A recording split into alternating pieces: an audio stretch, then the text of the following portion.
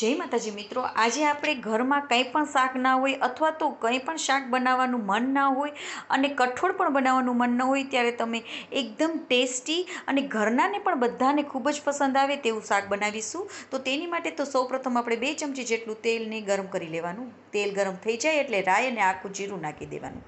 તે સતળાઈ જાય એટલે આપણે હિંગ એડ કરીશું. હવે તેમાં આપણે ઝીણી સમારેલી ડુંગળી નાખી દઈશું. તે સતળાઈ જાય એટલે આપણે આદુ અને લસણની પેસ્ટ ઉમેરી દઈશું. અને મેં અહીંયા ટમેટાને ખમણી લીધા છે, તમે પ્યોરી પણ બનાવી શકો છો, તે નાખી દઈશું.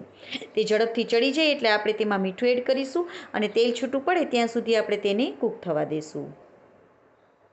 તો કૂક થઈ જાય પછી તેમાં આપણે હળદર, ધાણા જીરુંનો પાવડર અને લાલ મરચાંનો પાવડર એડ કરીશું અને તેને પણ આપણે 1 મિનિટ માટે કૂક થવા દઈશું. તે કૂક થઈ જાય એટલે આપણે તેમાં 1 ગ્લાસ જેટલું પાણી ઉમેરવાનું છે અને તેને આપણે હવે ઉકળવા દેવાનું છે.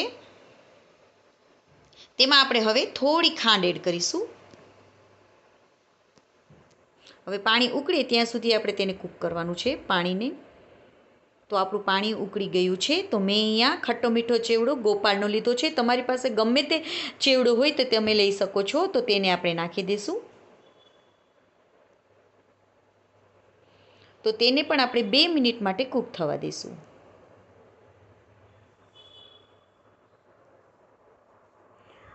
તો આપણું શાક રેડી થઈ ગયું છે. તો તેમાં ઉપરથી કોથમીરને સ્પ્રિંકલ કરી દઈશું. તો છે ને એકદમ સરળ રીતથી તમારું આ શાક રેડી થઈ જશે અને 2 જ મિનિટમાં તમારું આ શાક રેડી થઈ જશે. તો તમે પણ એકવાર જરૂરથી ટ્રાય કરજો અને જો તમને અમારી રેસીપી ગમી હોય તો લાઈક કરજો અને મારી ચેનલમાં નવા હોય તો સબસ્ક્રાઈબ કરવાનું બિલકુલ ના ભૂલશો. જય માતાજી મિત્રો.